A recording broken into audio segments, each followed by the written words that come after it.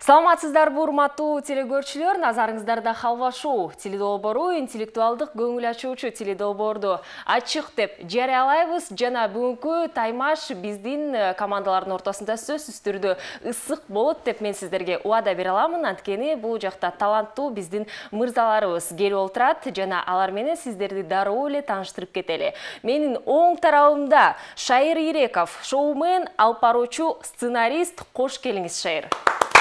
Хош келдик. Шайыр, сизди биз сценарист катары, шоумен жана алпаруучу катары жакшы тааныйбыз. Жана айта кетиңизчи, ар бир жумушуңуздун ушу сүйүктүү бөлүгү тууралуу бөлүшүп кетиңиз. Биринчиден, сүйүктүү бөлүгү бул биринчиден адамдар менен тойдуу учуру, алпарчылык, алпарчылык кандай гана керемет, сонун адамдардан энергия аласың. Сценарист жагынан болсо, сценарий жазгандын негизги өзүнүн керемети бар. Анткени деген сценарий, сценарийди жазып туруп, андан кийин ошол нерсени иш жүзүндө көрсөң, ошол сонун. Жакшы. Жана бүгүн сиз менен командалаш бирге Дастан Бакытбеков, актер. Кош келиңиз.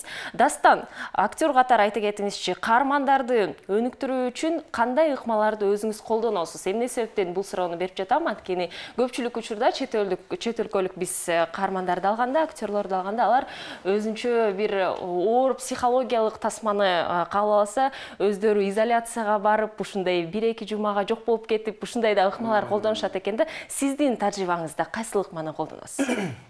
Мен мисалы сценарий бергенде, мындан көз жумуп туруп эле ошол кишини элестете берем да, ошол кишиничи.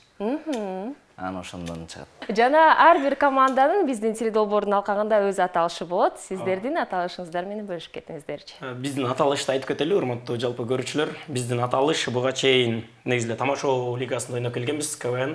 Тамашода ойбай команда болчу. Анан кечээ биз Дастан экөөбүз ойлонуп, биздин дос балдарыбызды эстеп кеттик дагы. Буга чейинки команданы эстеп кеттик дагы, балдардын жүзүн көрүп туруп, ойбай деп коелу деп чечтик. Эмесе ойбай командасы сиздерге ыраазычылык, сиздердин бүгүнкү рахмат. Бүгүнкү биздин Халва шоу теледолбордун алкагында сиздердин тең тайлашуучуларыңыздар менен таанышып кетели. Сол тарабымда Жеңишбек Мырзаев, актер, алпаруучу. Тосуп алалы сизди. Рахмат. Кол чыкпайсыңарбы? Айта кетиңизчи, Жеңишбек Мырза, актер катары кесибиңизде сизди эмне шыктандырат? Жан дүйнөм, да? Жан дүйнөмгө дейм. Кантип чечмелесе болот жан дүйнөнү? Жан дүйнө, сурооңузга айтылып койсузбу? Кесибиңизде сизди эмне шыктандырат?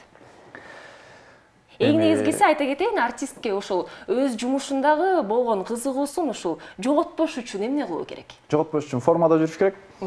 Күзгүдөн карап каласыңбы, музыка угуп каласыңбы, эмне кылып каласың? Образга кирип, сөзсүз эле сага берилген бир образ эмес. Өзүңдүн көңүлүңдөгү, оюңдагы нерсени деле ойнопчу. Мындай бардык жерден аракет кылып, ушул формада жүрүш үчүнчү. Биз болсо келиңиздер, бул нерсеге көңүл бурбай туруп, командалаш мырза менен таанышып кетели. Белек Асыралиев, юрист, блогер. Кош келиңиз. Тамашоочу, албетте. Жана азыркы учурда сизди блогер катары жакшы билебиз, анткени Instagram баракчасында сиз көпчүлүк учурда блог чыгарып, ар кандай ушундай биздин көңүлдү ачууга видеолорду жаратуудабыз. Жана ошол видеолорду жаратууда мазмунду тандоодо айта кетиңизчи, жоопкерчиликти сезесизби? Өз-өзүңүздү кандайдыр бир кысымга аласызбы? Ушул видеону жаратсам, эл кандай кабыл алат деген суроолор менен. Өзүм аябай кысымга алам негизи. Албетте кысым каласың. Мен мындай элдерге окшоп, мындай терс жакты көрсөткөн видеолорду көп тарта бербейм. Бир нерсени ойлоп атканда ушул элге жакшы экен деп, анан ошол видеону тарткандан кийин дагы кээ бир адамдар жаман жазса, ошого аябай переживать этип алам да. А эгерде өздүк интуицияңыз айтып жатсачы? Кандай? Эч нерсе болбойт, элдер эмне дейт дегендей. Негизи менде эл эмне дейт деген сыпат аябай эле жайгашып алган да. Например, той алып барып атсам дагы бир эле адам келип туруп, уже бир хейтерленип койсо, уже өзүм чөгүп кетем. Аябай стресске түшүп кетем. Ошон үчүн жакшы нерселер тартканга аракет кылам. Жакшы жоопторду. Көбүнчө хейтерлерден коркот. Например, мына та Шайыр дегендерден коркот. Жакшы. Анан чачынан коркот. Менин оюмча чач жакшы эле көрүнүп турат деп айта аламын. Сиздердин команданын аталышы менен. Биздин команданын аталышы. Булар ойбай болбодубу? Биз экөөбүз тамашада эки башка командабыз да. Ошого мынтип формабызга карап эле, сарылар деп койдук атайын. Сарылар. Азыркы учурда телекөрүүчүлөр байкады болуш керек. Биздин Халва шоу теледолбоорунун алкагында өзгөчө креативдүү командалар келип отурат. Ойбай жана Сарылар аттуу командалардын ортосунда биздин таймаш болмокчу. Жана жаз мезгили келди, жана сергек сезимдерине ээ болуу үчүн биздин Халва шоу теледолбоорунун алкагында катышуучуларга биринчи кезекте жана бардык эле кыргыз элибизге Nitro Fresh биздин суусундугу жардам бермекчи. Жаңы Nitro Fresh'ти тосуп алыңыздар, сергиткен, газдалган суусундук жана бүгүн биздин теледолбоорунун алкагында биз жаңы жаркын даамдарды байкап көрөбүз. Булар апельсин, классика, манго жана кулпунай.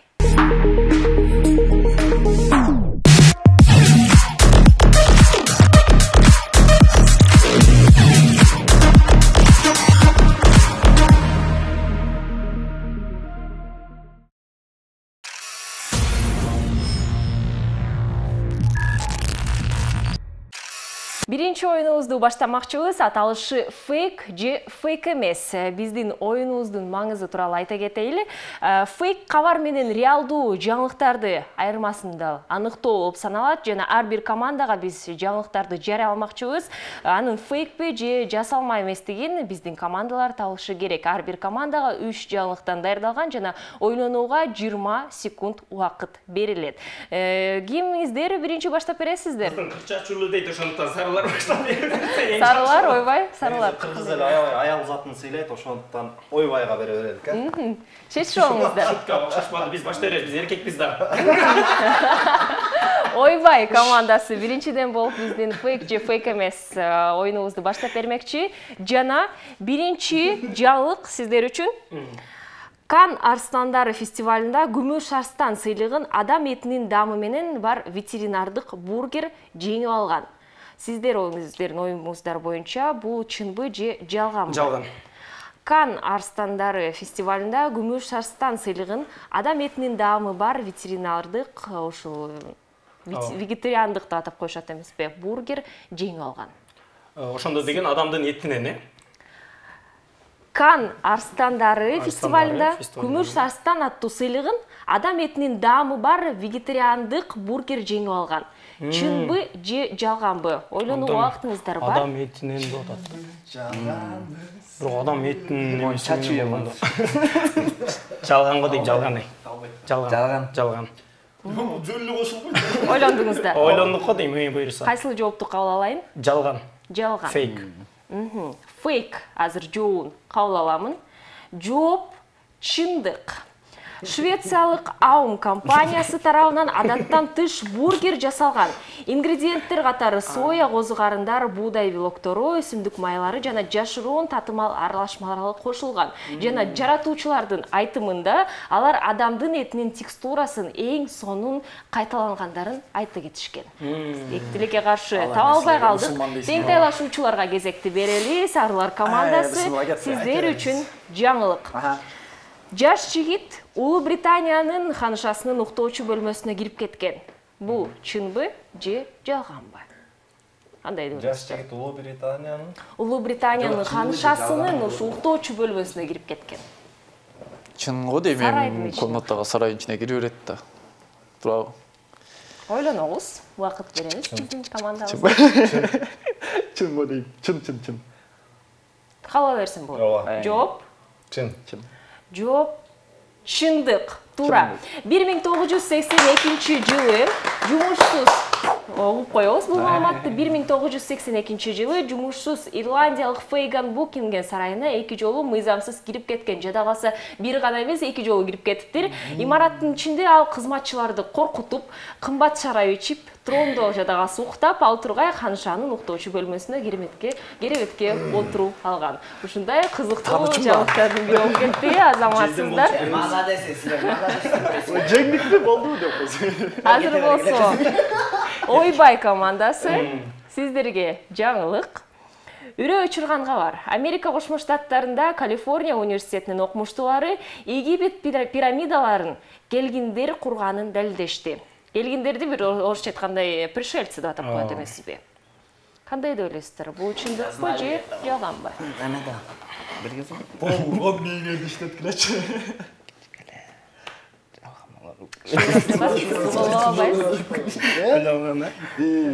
Bunusunu da biz aябай талкууладык.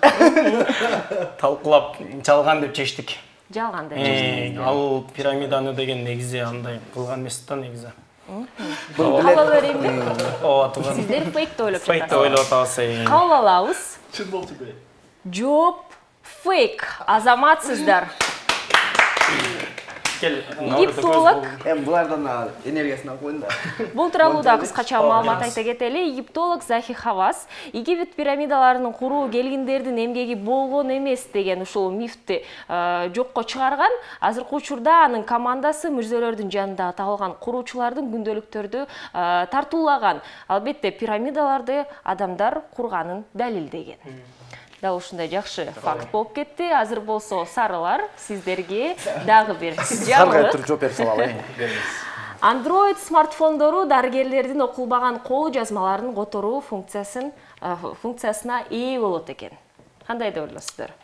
Дарыгерлердин ушул кол жазмасынын бардыгыбыз түшүнө албайбыз да. Фейк. Фейк деп ойлоп жатасыздар. Ойлонуңуздар. Биринчи келген ой жакшы го негизи. Фейк. Сизге да биринчи ой биринчи келген. Android смартфондору дарыгерлердин окулбаган кол жазмаларын которуу функциясына ээ болот. Кандай деп Бул ойлойсуздар? нерсе чын Фейк да досум. Азыр деген аябай өнүгөт атпайбы? Эми өнүккөнүн сезип атам, бирок ошондо да фейк боло берсинчи. Кичке айтып жүрбөйлү. Ге. Мен фейк бесе. Акылды кара ге. Да. Фейк. Жоопту кабыл аламын. Жооп чындык.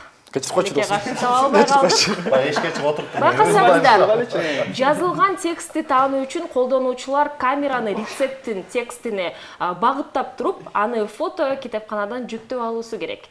Андан кийин система текстти талдап туруп, дарылардын аталышын аныктап, жана колдонуучуга алардын тизмесин бере алат экен. Баары жасалма интеллекттин негизинде иштейт.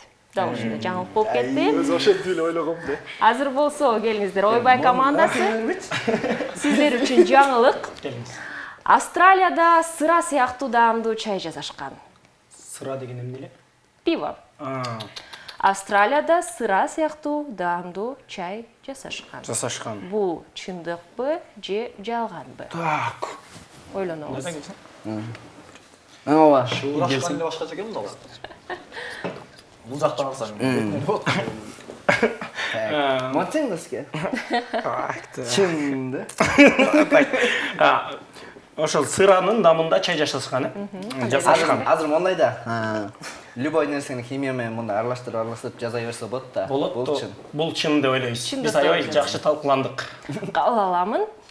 Жооп фейк эмес. Туура таптыңыздар. Кол чалып койгула. Австралиялык Виктория Биттер сыра ишканасындагы ушундай сыра даамдуу пакеттик чайларды чыгарган. Компаниянын айтымында чай алкогольсуз, ошондуктан эртең мененки тамакта аны коопсуз ичсе болот. Суусундуу хмель жана кара цейлон чайынан турат. Азаматсыздар. Эң сонун. Шурашканда иш бар экен да ошо. Акыркы жаңылык сарылар командасына. Француз окумуштуулары таттуу туздуу ойлоп табышкан. Сиздерге 20 секунд. Шурашпайлы досум. Чындыкпы? Чындык. Азыр сага кошула коюп сага кошула коюп атылып кетчилек да. Француз окумуштуулары таттуу туздуу ойлоп табышкан. Бул чынбы же? Окумуштуулар бүт эле нерсени таап атышат да негизи. Таттуу туз, бирок досум таттуу туз болот ол. Ал таттуу туз дегенге сахар эмеспи? Сиздерге жардам бере албаймын. Фейк эмес анда? Биз оюбузду айтып коелу. Жардам бербейбиз. Калай сен айтпады вообще. Фейк эмес. Фейк эмес, Фейк эмес. Мен кошулдум. Чын ошондой. Кабыл берейинби? Кабыл аларыз. Жоопту. Жалган деп атат. Сиздин көзүң. Жок, болду эми. Сүйлөшүп алыңыздар, кайсыл жооп Сүйлөш кабыл фейк аласыз? эмес. Фейк эмес. Сиз менен сүйлөшсөк болбойт, э? Жооп фейк. Ошондо сарлар. Biz айтпадым, еркексіздер. Қоя тұр. Азыр бул жаңылык тууралуу айта кетейин. Байкасаңыздар, табиатта чында эле таттуу туз бар болгон. Жана бар. Бирок аны француз окумуштуулары ойлоп тапкан эмес. Ал тузду бирок анда сезген ушундай ачуу даамы жок. Тилекке каршы таппай калдык. Азыр болсо биз жыйынтыктайбыз. Дароо эле биздин фейк жана фейк эмес оюнун жыйынтыктамакчыбыз. Жана Ойбай командасы 2 жаңылыкты туура тапты. Карама каршы биздин тең тайлашуучулар Сарылар командасы болсо 1 жаңылыкты туура тапты. Бир халва шоуну биздин ошол бир халва балыбызды халва шоу тиз долбоордун алкагында Ойбай командасына ыйгарабыз. Азаматсыздар. Досторубуз да, биздин досторубуз жеңишке жетип атат. Жыйынтыктаганда 1-0. Алдыда дагы бир нече оюндарыбыздар бар. Дагы кууп жеткенге мүмкүнчүлүк бар болот. Азыр болсо ким бул оюнуна өтмөкчүбүз.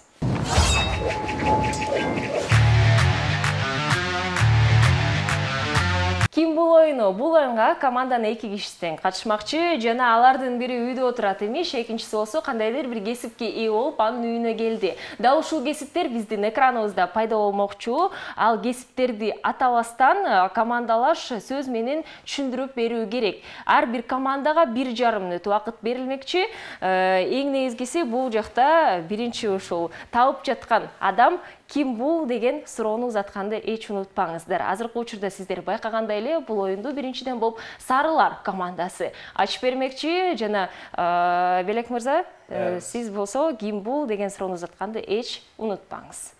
Эмесе ким бул оюну 1,5 мүнөт убакыт Сарылар командасы кеттик. Ким бул деп сурап коебуз? Ким бул? Түшүндүрүп беребиз. Айылдан жашаганы келет, короче, шаарга. Айылдан жашаганы келет шаарга. Студент. Студенттер үйгө келет. Ким? Студенттер үйгө келет, жашаганы. Общежитие. Жашаганы үйгө келет, ал ким? Сен үйүңү бердиң. Кимге бердиң? Квартирант. Молодец. Азаматсыз. Ойо. İşte. Ушунда токтоп. Неле? Кыйын болсо кийинки. Кийинки. Не жумуш кылчу? Бол, болбосо кийинки да. Кийинкиси. Атабайбыз. Шакен жумушу. Алып баруучу. Ким бул? Гайлер тоскондон өдөп мактанат. Тамашоочу. Жок, дагы. Тамада. Дагы. Журналист. Кетти. Мактанат. Небеде? Хан сарайда мынтип жүргөн. Ханыша. Да, синоним. Ханыша. Падыша. Гимнаст кийинкиси. Окучам. Керкиди балдар деле бар. Гей деген. Небе? Кесип бул, кесип короче. Кесип. Би. Швея. Ушундай эле. Тилекке каршы. Убакыт бүттү. Дизайнер досу. Колдорду колдонбойбуз, кыймылдарды колдонбойбуз, сөз менен гана түшүндүрүүгө аракет кылабыз. Азыркы учурда тең тайлашуучуларга Ойбай командасына кезекти берели.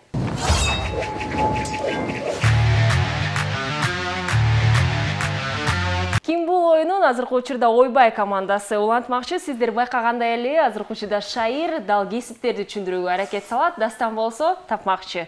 Даярбызбы мырзалар? Даярбыз. Анда эмесе баштамакчыбыз. Ким бул?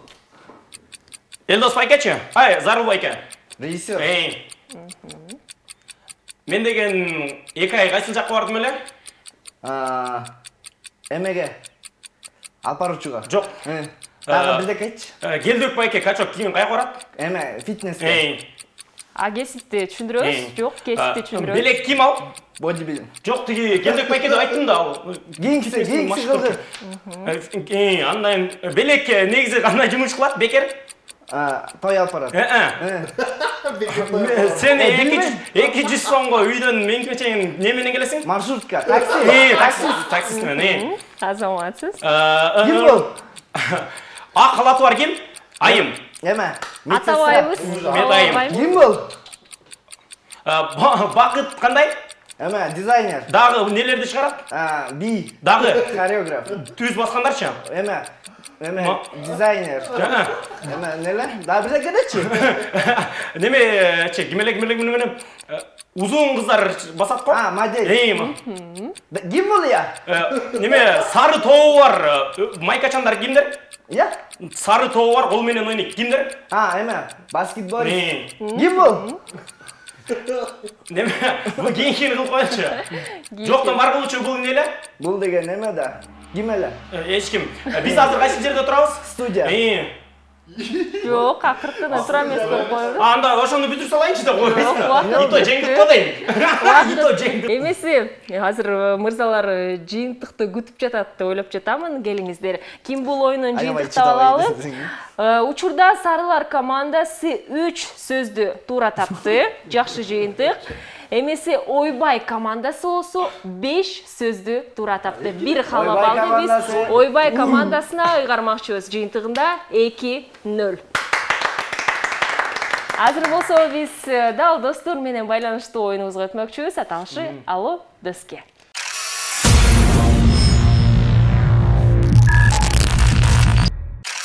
Алло Доске оюну баарыбызга белгилүү болгондой эле кандайдыр бир кыйын окуяга туш болгондо биринчи кезекте биз уюлдук телефонду алып туруп анан жакын досубузга чалмакчыбыз.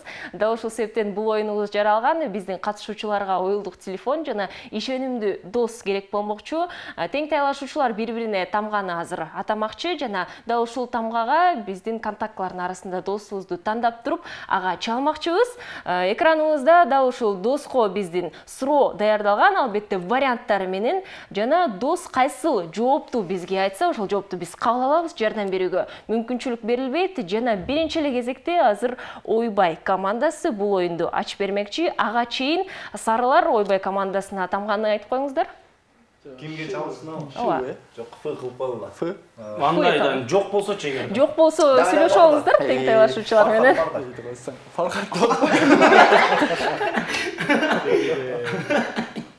Сарылар унутпаңыздар, тең тайлашуучулар сиздерге дагы азыр тамганы берет. Анан бирөөбүз эле чалабыз, э? Бирөөңүздөр чаласыз. Сарылар аябай талкуулап жатышат азыр. Анткени эмнеге билесизби? Анткени Эмнесетти? Сарылар Ойбай командасын Ш тамгасын берилди сиздерге. Г берели. Г тамгасы. Эмеси Ойбай командасы сарыларга да тамганы берип коюңуздар. А сразу дароо эле. Гдан жок болсочу бизде жок. Сенде точно билебиз да. Давай. Байкап көрөбүз биринчи. Бар. Берип коюңуздар тамганы. Так. Рле берип салалы. Р тамгасы берилет. Эмесе биринчиден болуп Ойбай командасы сиздерге Г тамгасы берилди. Азыр уюлдук телефонду алып байкап көрүңүздөр. Шайыр, сиз чалат окшойсуз, э? Биз белгилүү мотиватор. Кимге чаласыз? Жаңы эле өзү айтып кетпедиби? Гүлзат депчи. Бизге көргөзүп коюңузчу, дал Гүлзат деп сакталабы? Г тамгасынан башталабы? Бул жерде Гүлзат Эжеке Май, анан Гүлзат Эжеке деген бар. Чалабыз, Гүлзат Мамытбек бардыгыбыз билген легендарлуу мотиватор, энергиясы мош эжекебизге чалалы. Чалбы. Биринчи чалгандан кийин анан убакыт кетет. Ооба. Экран даяр. Алгандан кийин анан суроо кетмекчи. Динамик тийгизип микрофонго жакыныраак кылыңыз. Акыркы жолу качан сүйлөштүңүз эле? Кече сүйлөшкөм. Кече Гүлзат эжекебиздин туулган күнү болгон. Туулган күнү менен куттуктайбыз биринчиден. Кече эмне куттуктагансыз? Жок, куттуктагам. Бара албай калгам. Кандай ойлойсуз? Алло, саламатсызбы Гүлзат эже, бул мен Шайыр. Азыр деген халва шоууда турабыз десеңиз, анан жакын адамыңарга чалла дегенден чалып атам. Азыр бул жакта суроо турат, ошол суроого 30 секундтун ичинде жооп беришиңиз керек. Бирок биз алдыда кетип атабыз. Сиз туура жооп берсеңиз, дагы алдыга кетебиз. Убакыт кетип жатат. Аны эмесе 1, 2, 3 убакыт кетти. Күн системасындагы эң чоң жанар тоо кайда жайгашкан? Күн системасындагы эң чоң жанар тоосу кайда жайгашкан? Жанар деген тоо экен. Жер, Венера, Марс. Вулкан жанар. Вулкан бар го? Ошол вулкан жер системасынын кайсыл жерде жайгашкан? Жерде, Венерада, Марста. 3. Еще раз повтори, не понимаю. Күн системасы. Вулкан кайсыл жерде жайгашкан? Кайда жайгашкан? А вариант жер, Б вариант Венера, В вариант Марс. Странно. Уақыт кетип атат. каалаган вариантты. Все, окей, давайте. Спасибо. Кайсыл вариантты тандады? Биз ойлосок болобу. Жок. Жок. Жер деп айтты. Жерде эле жайгашса керек, жер. Өзүңүз кандай ойлойсуз? Жерде ойлоп жатасыз. Мен де Венера, жер экөөнүн бирөөсү да. Давай, жер. Жер как айтты, айтканды кылышыбыз керек. Ооба, айтканды гана кабыл алабыз. Тең тайлашуучулар балким билишет. Марста деп ойлоп атам мен, сенчи. Сен Эң чоң деген жер бар да, бул жерде жөн эле вулкан эмес. Эң чоң. Бул Марс, по-моему, кайнап турат да, мондой болчу, ошондой эле сезилип атат да. Марс деп ойлойм. Бирок деген жерде Бирок деген жер силер жерди тандап койгуңуздар да. Жерди тандадык, жер деген жоопту кабыл алабыз. Биринчи кезекте биз Гүлзат Мамытбек аттуу баарыбызга белгилүү, дал инсанга ысык салам жолдомокчубуз. Гүлзат айым, сизге чоң ыраазычылык. Эмесе туура жоопту чогуу угуп коелу. Жооп. Күн системасындагы эң чоң жанар Олимп тоосу болуп саналат. Ал Марста жайгашкан. Жанар тоонун бийиктиги 26 километр, диаметри 540 километрдей. Тилекке каршы туура жоопту таба албай калдык. Бирок Гүлзат айым дароо кабыл алганга албетте ыраазычылык билдиребиз. Азыр болсо Сарылар командасына кезекти берели. суроону бере алам, анан баштайбыз. Сиз сүйлөшүп баштаганда убакыт кетет. Суроо чыкканда турабы? Канча секунд? Ооба. Сиз 30 секунд берилет. Кетти. Руслан, короче, досым, азыр мен Хальва шоудомун, азыр сага бир суроо берем, 30 секундтун ичинде тез жооп берип кой досым, болду өчүрөм. Давай. Кет суроо. Бул планеталардын кайсынысы эң кичине? 3 планета. А вариант Меркурий, Б вариант Юпитер, В вариант Жер. Меркурий. Меркурий кичине? Болду, давай досым. Руслан мырза менен сүйлөштүк, азыркы учурда Руслан кесиби менен программист болуп иштейт. Сиз кандай деп ойлойсуз? Планеталардын эң кичинекей Меркурий деп ойлоп жатасыз. Досум аябай колдон.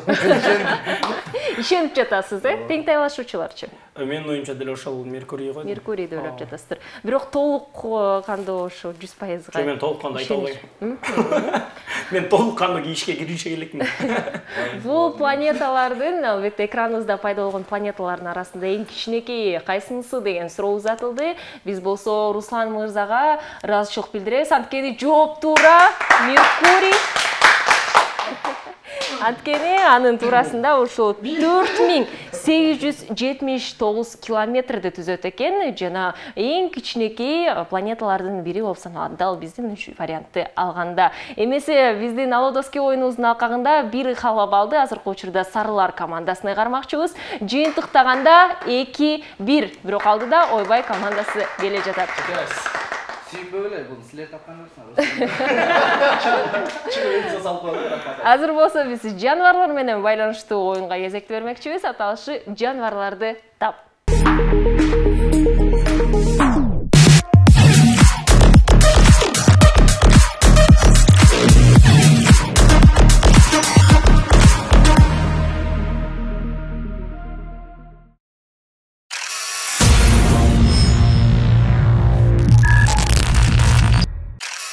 Жаныбарларды тап деп аталат биздин оюнубуз. Бул Жаныбарларды тап деп аталат биздин оюнубуз. Бул оюндун алкагында бардык командалар катышмакчы. Жана катышуучулардын колунда сиздер байкагандай эле Ойбай командасынын ошо колунда ксилофон, жана Сарылардын колунда болсо да ушундай сүйкүмдүү курт кумурска турат. Бул командалардын баскычы деп аталабыз. Биздин студиябызда азыр жаныбарлардын үндөрү, дабыштары чыкмакчы. Жана ал дабыштарды биринчиден болуп тапкан команда биринчи баскычты басып туруп, анын жоопту бизге кайтарышы керек. Бирети боюнча биз үндөрдүн албетте жаныбарларын укмакчыбыз. Жаныбарлардын үндөрүн азыр болсо келиңиздер биринчи жаныбардын үнүн угуп коелу.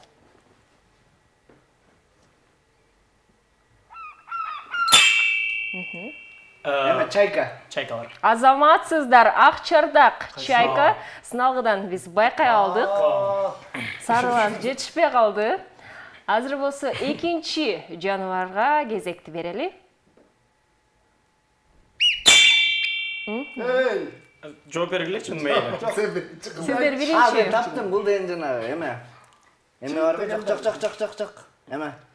Мына ваннада кичинекей өрдөктөр бар, ошону. Жок. Эме Бул бүркүт да. Жооп туура эмес. Бул деген эме жожо. Туура эмес. Келиңиздер, жаныбардын жок. үнүн дагы бир жолу угуп коелу.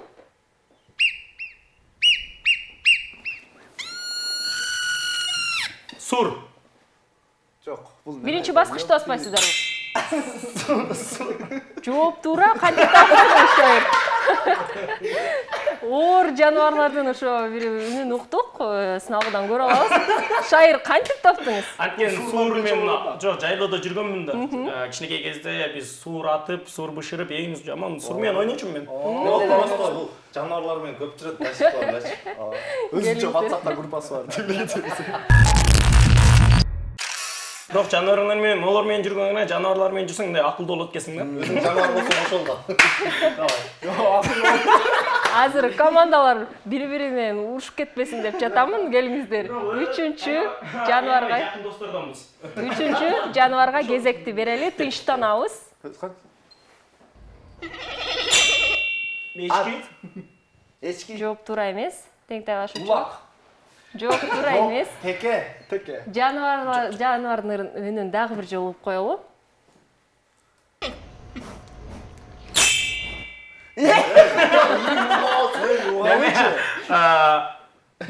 Китпи? Жок, туура эмес. Суу жаныбары бул.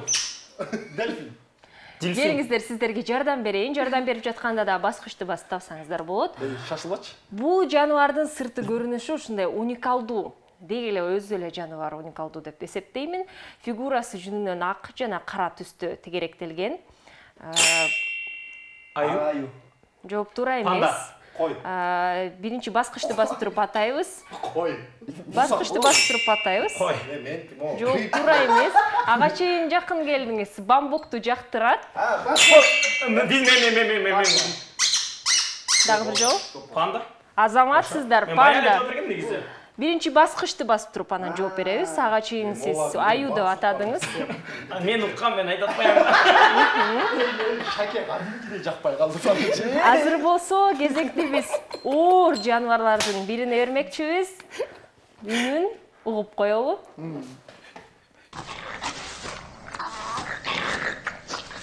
Давай. Эме чө. Сарылар командасы биринчиден баштайбыз. Шакал да жанагы чөөлүп боло эле. Жооп туура эмес. Тең тайлашуучулар. Барбы Ай, жок? бу ай. Азыр жооп берем мен. Дагы бир жолу Дагы бир койсок жолу болобу? коелу.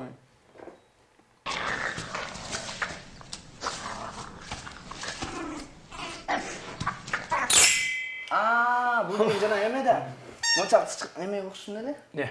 Бул оор жаныбарлар биринчиден. Эме. Чычканга окшош эме мынчалык. Эме дейт жана жыландын башын жеген. Сиздер баскычты бастыңыздар. Аталышын айтып коюңуздар. Базар кылыш. Кайсын дейсиң? Жылан дегенчи. Жооп жок. Тең тайлашуучуларда барбы? Не болушу мүмкүн дейм. Жок экен. Келиңиздер. Бир жолу мына айтып кетесиз. Сиздерге жардам берейин. Соусардын бир түрү жырткыч сүт эмүүчү болуп саналат. Жана гула тукумунан ушу жападан жалгыз өкүлү латин тилинен атын которгондо ушундай соргок деп коюшат. Орусча айтканда обжора деп айтып коюшат го. Неме, обжора боло турган болсо, анда тиги неме? Чочко. Жооп туура эмес. Көр чычкан биле эле жана жерде мындай жүрө берет го. Ёп. Кашкулак. Кашкулак. Жооп туура эмес. Келиңиздер, жардам берейин. Алардын жүндөрү сейрек кездешүүчү, ушу аңчылардын олжосу, ошондуктан абдан баалуу болуп саналат. Мен биринчи жылдым. Денеси аябай баалуу болот, э? Шуба эмне? Ооба. Аябай баалуу болот. Айтасыңбы? Ооба, айтам. Шуба. Баалуу болот, анан да бир нерсени айттыңыз го, буга чейинки. Алардын терисинен ушундай ар кандай кийимдер Шуба тигилет. жазайт. Неме? Жадагасы баш кийим, жакаларды. Азыр жооп жок, келиңиздер. Крокодил? Аябай жооп туура эмес. Жакын жардам берейин. Жада калса, азыр бул жаныбарга байланыштуу эмес да. Бул ушундай адамды айтып коюшат да, тасмадагы адамды, каарманды. Ушул адамдан тышкары ушундай жөндөмдүүлүккө мутанттарды айтып коюшат. Анын скелетинде ушундай колдоруна устарадай курч, канжарга окшогон бычактары бар да. Ушул мутантты кантип атап коюшат? Белгилүү тасма дагы бар. Енот эмеспи? Пантера. Жооп туура эмес. Чайра эмес. Жок, неме, Дал ушул тасманы албетте белгилүү ушул Marvel Муравей. компания тарткан. Муравей. Жооп туура эмес, барбы? Жок, мен да ошону айтайын. Тапкан жокпуз. Көргөмүч. Жок, туура эмес. Таба албайт окшойбуз. Сиздерге айта кетели, жаттап калыңыздар. Росомаха аттуу жаныбары бар. Азыр биз аны сыналгыдан көрө алабыз. Жылан жейби? Эми бул эжекке өз кайткан билсин. Жок, именно жылан жейт. Келер турганда. Росомаха чындыгында көп нерсени жей берет. Жылан жейби мен айта албаймын. Сүйлөшкөн эмессиз. Сүйлөшкөн эмес. Мамиле жок. Мүмкүнчүлүк болгон жок. Азыр болсо келиңиздер акыркы жаныбарга кезекти берели.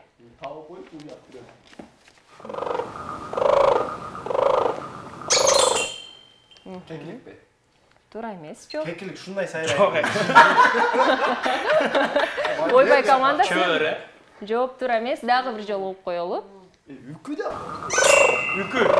Үкү. Жооп туура эмес. Анда да бир жол можно. Дагы бир жолу, акыркы жолу угуп коелу.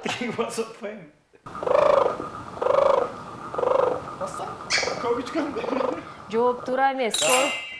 Неме? Ойбай. Бактек деп койчу эле. Бактек. Кара чегирткелер бар го. Шайыр, Чоң жаныбарлардан, келиңиздер жардам берели. Канаттуу же жөнөкөй айт. Сойлоочулар түркүмүнөн Триас доорунан белгилүү, денеси жалпак келип, сыртынан ушул бекем, мүйүсүмал же тери панцир менен жабылган. Кескен. Туура айтып жатасыздар сиздер, биринчи. Кара чегиртке. Тура айтып жатасыздар да тур. Сиздерге Жегилип атсак айтат. Мейли. байкасаңыздар, сиз панданы айтып жатканда деле жакын келдиңиз. Мейли анда биз деген баары алдыбызда. Азыркы учурда жардам берип, биз ташбак экенин таап алдык. Жана Оор ачып кетти байкуштар. жыйынтыктайлы. Жаныбарларды тап оюнун алкагында Ойбай командасы 3 жаныбарды туура тапты. Сарылар болсо 1 жаныбарды гана тапканга жетишти. Молодцы. Эмесе, Алда мени азаматсыздар. досубузду Жаныбарларды тап оюнун алкагында 1 калба балды биз Ойбай командасына кармакчыбыз. Жыйынтыгында 3-1. Азыр болсо крокодил аттуу оюнга өтмөкчүбүз.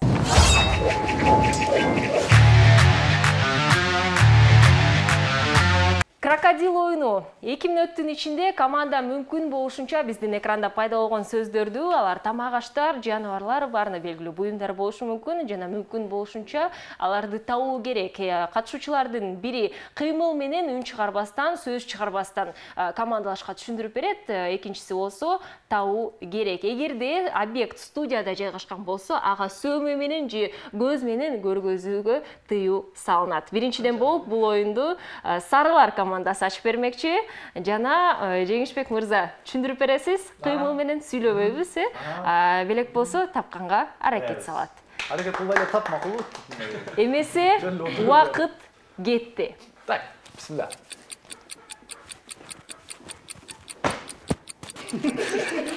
Велосипед. Катамаран. Кайык. Азаматсыз.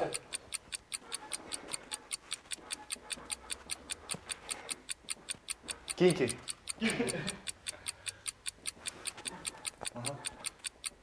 Кран. Тараза.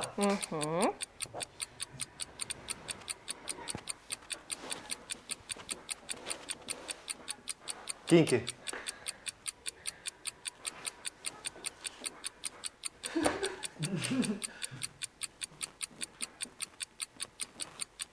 Мясорубка. Каймак.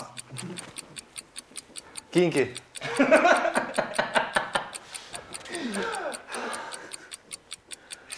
Чарчадым. Укол. Больница. Баш оору. Капельница. Камыр. Наркотик. Кийинки. Жвачка саңыз.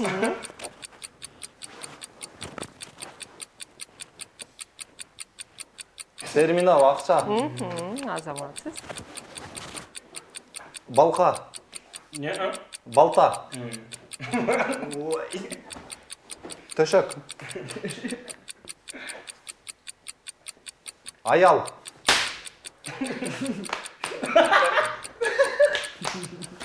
Кийинки. Күзгү телефон. Сүрөт. Фотоаппарат. Сүрөткө түшүү. Видео. TikTok. Instagram. Блогер. Сүрөт. Уақыт өтті. Селфи атты сөзді таба албай қалдық. Азыр болса келіңіздер, кезекте біз Ойбай командасына берелі.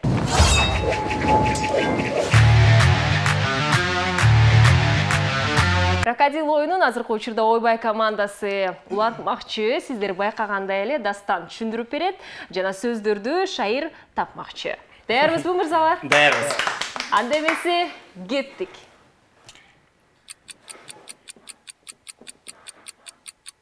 Укол. Гүл, ваза. Дастан оозу менен окуйбыз, э? Үйдөн кетүү. Ак үй. Кийинкисин сурап. Пирамида. Таптым. Таптым, бирок. Ооба, таптыңыз. Таптым. Чагылган. Зубочистка. Тиш. Туура таптыңыз. Тамактануу. Орусча айттыңыз. Нан. Алма. Картошка. Эчки.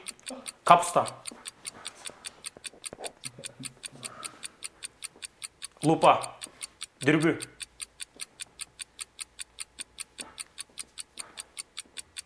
Göz açki. Görü. Kağız. Zıvaç. Evet, çupa çup.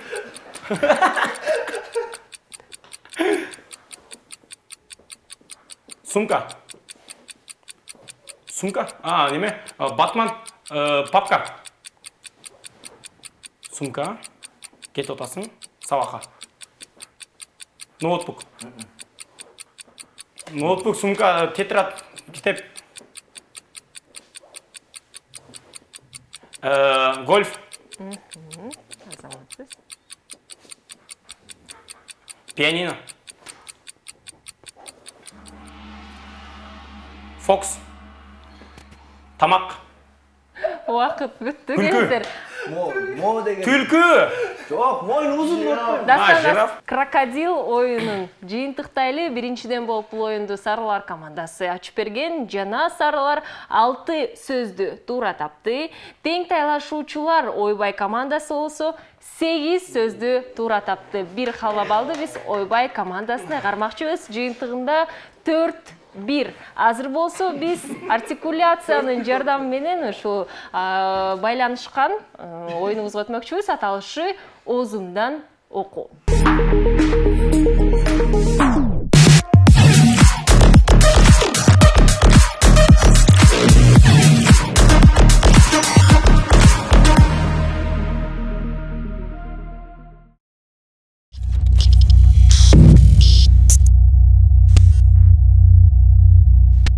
Оозумдан окуу. Катышуучулардын бири наушник тагынып эч нерсе укпастан, анын командалаш артикуляциянын жардамы менен айтып жаткан нерсени табуу керек. Ал сөздөр биздин экраныбызда пайда болот. Ар бир командага 2 мүнөт берилет. Кыймыл менен эч нерсени көргөзбөйбүз, жөн гана артикуляциянын жардамы менен.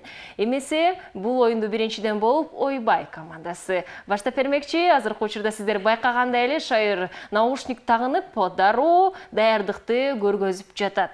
Биз болсо музыканы коюп көтөрмөкчүбүз. Эмесе оюнду баштамакчыбыз. Башталдыбы? Кырса. Кырса. Кытай? Крыса. Кытай? Экран? Крыса. Звезда? Крыса. Крыса. Гингси. Брекетін чешчісі нердірек. Гингси. Қой. Қой. 10. Қой. Қой. Қой. Қой. Шпрот. Шпрот. Гим. Шпрот. Шпрот. Типон. Шпрот. Шпрот. Гингси. Тикток. Лимон. Лимон. Нарын. Нарын. Ша. Ны.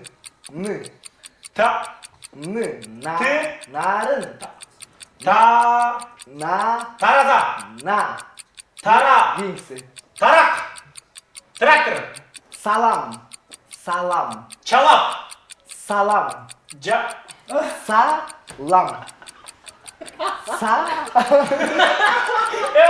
Қатырақ. Салам. Чалап. Гингси. Еңкесін сұрап жатшы. Краска. Скват. Краска. Жоқ. Краска. Гингси. Более. Вертолет. Телефон. Вертолет. Фелофон. Вертолет. Гим. Вертолет. Более. Вертолет. Фен. Вертолет. Уақыт бүтті. Нитро. Салам, краска, жана вертолет деген сөздөрдү таба алган жоксуз. Тең тайлашуучулар канча сөздү туура табат экен, чогуу санап көрөлү.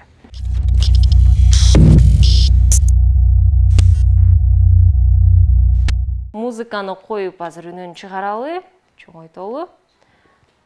Убакыт кетти. Үн чыгарсаңыз болот.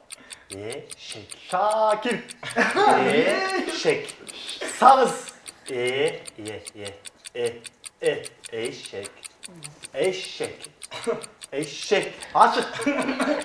Eşek. Kinkir. Şundan başın be. Uy. Kız. Uy. Kız. Uy. Ok. Uy. Otun. Uy. Uy. Kırıç. Ya. Yeşil. Oğuz kıymıldatçı. Uy. Un. Çok ağzımda bir oğuzumda da. Uy. Uy. Onur. Ursun. Al çünkü. Mo. Orsun. Oromo. Mesela öte жақын olur çamur bunda yok. Угулбайлы. Teze. Kubanıç.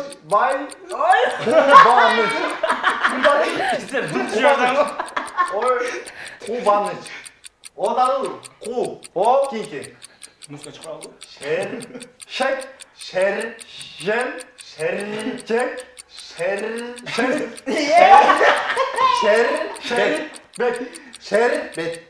Şerbet. Ola. Ne? Yok. Oy, dur öyle zaptı. Tura kaldı. Mars.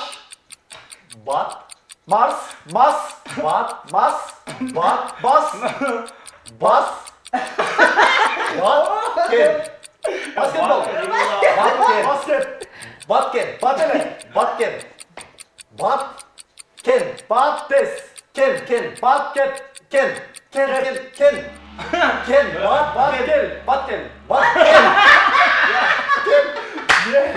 Уақыт бүтті. Аябай жакын келдиңиз. Бирок бул жакта озундан окуу оюнунда командалар сүйлөшүп алды деп ойлоп жатамын. Анткени команда экөө тең 2 сөздөн туура таптыңыздар, азаматсыздар. Эмесе жыйынтыктоо убакыт келди. Биз болсо бир нече убакыттардан кийин жыйынтыктамакчыбыз.